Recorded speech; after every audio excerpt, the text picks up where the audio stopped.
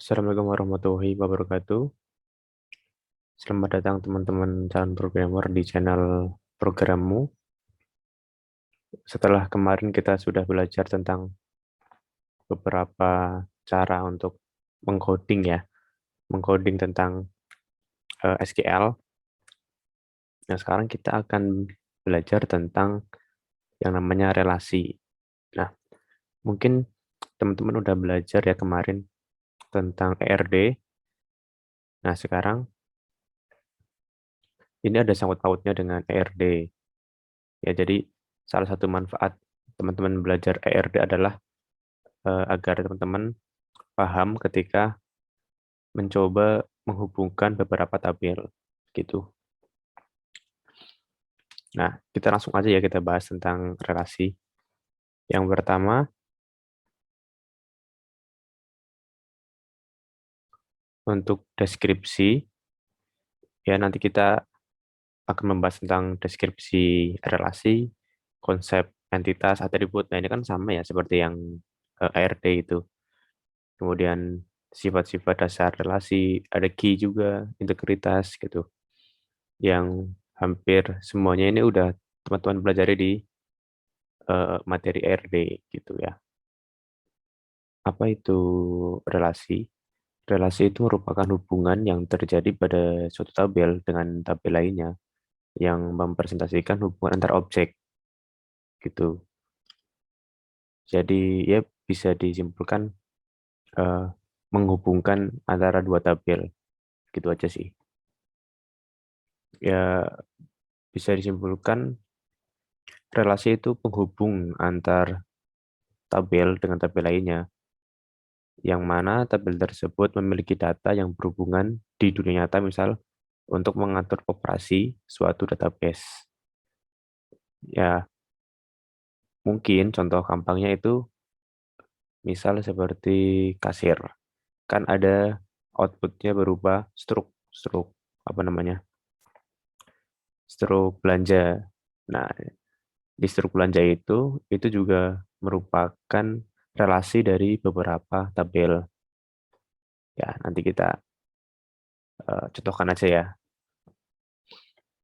Nah, ada beberapa alasan mengapa model basis data ini cepat diterima. Yang pertama itu struktur model basis datanya dan kebebasan data memungkinkan kita untuk memandang data secara logika daripada secara fisik. Nah, yang kedua, pandangan secara logika membuat konsep file tentang penyimpanan data menjadi lebih sederhana. Dan yang ketiga, penggunaan tabel independen secara logika lebih mudah dipahami. Nah, pada relasi ini kita akan bertemu juga dengan entitas, ya, dengan atribut, dan ada lagi dengan tabel. Ya, ini kurang lebih sama seperti yang dulu dipelajari ya di ARD. Entitas itu dapat berupa orang, tempat, kejadian, atau sesuatu yang kita gunakan dalam mengumpulkan data. Nah, misalnya di sini seperti universitas ya. Di universitas ada mahasiswa, ada fakultas, jurusan, mungkin mata kuliah, itu bisa termasuk entitas. Nah, kemudian ada atribut. Di setiap entitas memiliki sifat-sifat khusus yang disebut atribut. Nah, di sini misalnya mahasiswa nih. Mahasiswa mempunyai atribut NIM, nama, tanggal lahir, alamat, IPK, seperti itu misalnya. Dan tabel ini sebuah kelompok entitas yang saling berhubungan menjadi sebuah himpunan entitas. Nah, misalnya ini himpunan entitas mahasiswa yang berisi seluruh entitas mahasiswa. Itu disebut tabel mahasiswa. Biasanya gitu.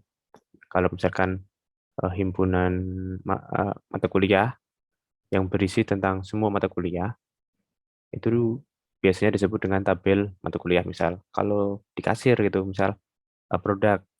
Jadi kumpulan produk itu eh, disebut dengan tabel produk. Biasanya gitu.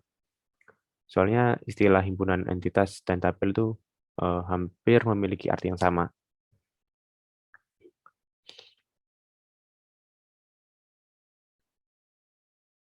Nah, ini contoh ya, contoh hubungan entitas.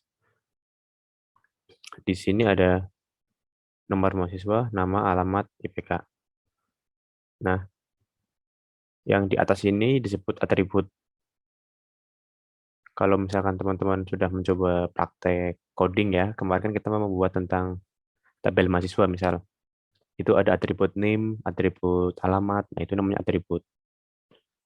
Atau mungkin yang di Wetri School, yang misalkan top produk itu ada nama produk, harga produk, stok produk, nah itu atribut.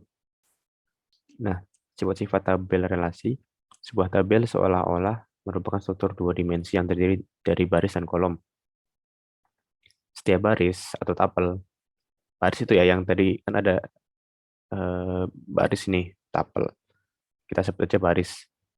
Setiap baris mewakili sebuah entitas. Nah, setiap kolom mewakili atribut dan memiliki nama yang jelas. Kemudian setiap perpotongan baris dan kolom mewakili nilai sebuah data. Kemudian setiap tabel harus memiliki primary key yang dikenali secara unik untuk setiap baris. Kalau di contoh tadi, primary key-nya adalah nomor mahasiswa. Kenapa? Karena nomor mahasiswa itu nggak boleh sama, ya kan? Jadi dia bersifat unik karena nggak boleh sama. Ya, jadi setiap baris harus memiliki primary key.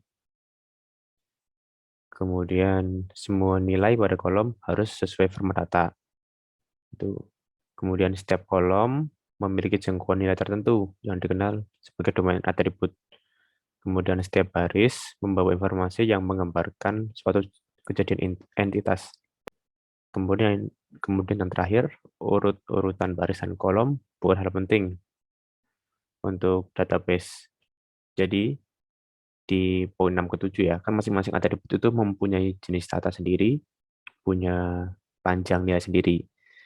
Nah, itu harus sesuai. Kalau misalkan nilai panjang nilainya itu 8 varchar gitu, ya harus disesuaikan 8 varchar juga maksimal.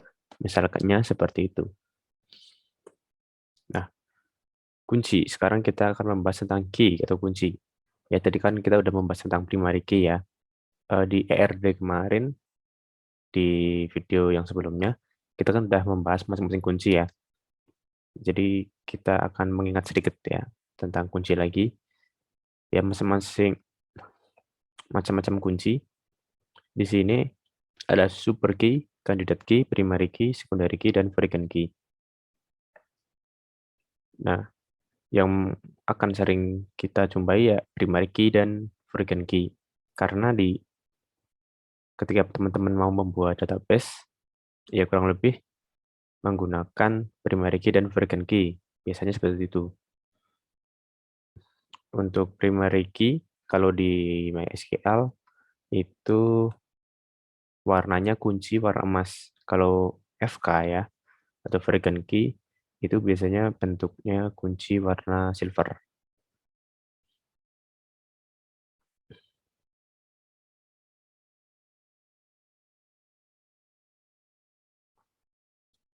Nah, ini contoh-contohnya ya. Ada super key, sebuah atribut data atau kumpulan atribut yang secara unik dapat mengidentifikasikan sebuah tabel atau baris. Misalnya seperti database akademik, maka super key-nya biasanya itu ya nomor induk, NIM gitu. Biasanya seperti itu. Kemudian kandidat key merupakan super key yang minimal dapat mengidentifikasi baris secara unik. Ya, misalnya sama seperti NIM. Karena NIM itu beda-beda ya. Ya, kurang lebih pengertiannya sama. Nah, untuk foreign key, atribut yang merupakan key pada relasi lain. Biasanya kalau di tabel mahasiswa, itu ada ya ini kode mata kuliah pada relasi misalnya kelas. Seperti itu. Ya, nanti kita bahas ya untuk hal ini. Saya akan contohkan. Nah, ini contoh relasi. Di sini bisa teman-teman lihat. Di sini ada relasi mahasiswa dengan wali. wali kelas misalnya. Nah, kita cek nih. Di tabel mahasiswa ada nomor mahasiswa, nama, alamat, SKS, IPK, dan kode wali. Sedangkan di tabel wali itu ada atribut kode wali, nama, NIP, pangkat, dan jabatan. Nah, di sini teman-teman lihat ya, ada hubungan antara tabel mahasiswa dan tabel wali. Di tabel mahasiswa ada primary key, yaitu nomor mahasiswa, ya, primary key nomor mahasiswa. Kemudian di tabel wali ada primary key atau PK, yaitu kode wali. Nah, jadi ketika teman-teman ingin menghubungkan antara tabel mahasiswa atau siswa dengan tabel wali, maka di tabel mahasiswa teman-teman harus menambahkan satu atribut, yaitu kode wali, di mana kode wali tersebut tipe datanya sama, panjang datanya juga sama seperti yang ada di tabel wali. Gitu. Nah, misalnya ya, ini Prima Santoso punya kode wali 2. 2 itu siapa? Nah, 2 itu adalah Dr. Andes Pancawahono misalnya. Nah, ini akan menjadi lebih simpel karena hanya hanya memanggil kode primary key, primary key pada tabel lain. Jadi kalau misalkan nggak pakai ini ya, nggak pakai kode, teman-teman akan kerepotan dalam menginput data. Misalnya seperti ini nih. Kalau ini diganti nama wali, nama walinya misal Pancawahono. Nah, si Bapak Pancawahono ini dia pangkatnya apa, NIP-nya apa, gitu kan? Akan susah kalau misalkan harus dicek satu persatu. Nah, tapi dengan relasi ini, kalau misalkan teman-teman hubungkan kode walinya misal 2, teman-teman langsung tahu 2 ini isinya apa. Yaitu ini isinya. Dokter Dr. Andes Pancawahono, NIP-nya apa, pangkatnya apa, jabatannya apa. Itu jadi lebih mudah. Nanti akan saya contohkan lagi yang lain ya. Kemudian ya ini seperti ini. Nah, selanjutnya kita akan contohkan yang lain ya. Saya ambil contoh yang lain. Sebentar. Oke ya, ini contoh dari misalnya ini transkrip nilai misalnya ya. Di sini ada tabel mahasiswa, ada tabel mata kuliah, dan tabel nilai. Di mana tabel mahasiswa punya primary key, itu NIM atau NPM ini. Di tabel mata kuliah punya primary key, kode mata kuliah. Nah, di nilai itu harusnya ada lagi satu. Di sini misalnya kode nilai atau ID nilai. Nah, di tabel nilai ini sebenarnya ada 3 relasi ya, yaitu ke tabel mahasiswa, ke tabel mata kuliah, dan ke tabel kelas. Nah, cuman di sini kita contohkan aja 2, yaitu tabel mahasiswa dan tabel mata kuliah yang terhubung ke tabel nilai. Nah, di sini dengan NPM sekian, yaitu Sulastiko, dan kode mata kuliah sekian, yaitu bahasa Inggris. Si Sulastiko dengan mata kuliah bahasa Inggris, dia mendapatkan nilai UTS 70 dan UASnya 60. Nah, jadi lebih pendek gitu. Coba kalau misalkan teman-teman nggak pakai relasi, misalkan tabel nilai. Nah, ketika teman-teman nggak pakai relasi, misalkan NIM-nya sekian, teman-teman nggak tahu nih, NIM sekian itu isinya apa, gitu. Taunya hanya NIM sekian aja gitu. Kalau misalkan di MySQL ya, di SMPP itu, tinggal diklik aja, teman-teman langsung tahu nih, data ini itu punya siapa, gitu. Kemudian kode mata kuliah juga sama. Kalau misalkan nggak dihubungkan, kode mata kuliahnya sekian, nah teman-teman nggak tahu nih kalau kode mata kuliah sekian itu mata kuliah apa. Atau misalkan ditulis aja bahasa Inggris gitu. Nah, teman-teman nggak tahu nih bahasa Inggris itu SKS-nya berapa. itu, atau mungkin apa gitu ya. Kalau misalkan ditambah lagi nih, eh, misalnya di NIM ya, di NIM, NIM-nya sekian, namanya sekian, maaf, NIM-nya sekian, namanya Sulastiko gitu kan, akan memakan atribut yang panjang gitu. Jadi cukup diringkas saja dengan menghubungkan kedua tabel ini ya dengan variabel key dan hanya dipanggil eh, primary key masing-masing tabel gitu. Contoh lain mungkin struk ya, struk belanja. Di struk belanja itu terdapat beberapa relasi. Coba teman-teman bayangkan nih. Di situ yang jelas ada relasi produk, ya kan, dimana misalnya produk Indomie. Produk Indomie misalnya ID-nya 1. Nah, kemudian produk Supermie misal ID-nya 2. Misalnya seperti itu ya. Ada lagi terhubung dengan ID kasir, ya kan? Kan teman-teman kalau beli misalnya di Indomaret kan ada tuh nama kasir, produknya berapa gitu, ya kan? Nah, jadi kasir dan produk ini dihubungkan ke struk seperti itu. Jadi di satu struk itu ya teman-teman di situ udah mencakup beberapa informasi hanya dengan memanggil ID, maaf, memanggil primary key di masing-masing tabel ya.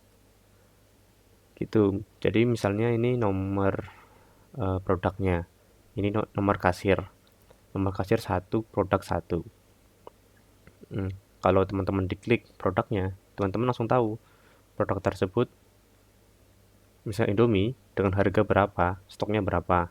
Itu jadi sudah tahu isi datanya dari tabel produk. Kalaupun kasir juga sama. Itu jadi nggak perlu menambah banyak atribut. Itu prakteknya akan saya jelaskan di video selanjutnya aja ya. Itu. Untuk saat ini kita teori-teori dulu aja. Nah, kurang lebih seperti itu. Kalau misalkan teman-teman masih kurang paham, silahkan tanyakan aja. Eh, Terima kasih. Mohon maaf jika misalkan kurang jelas. Wassalamualaikum warahmatullahi wabarakatuh.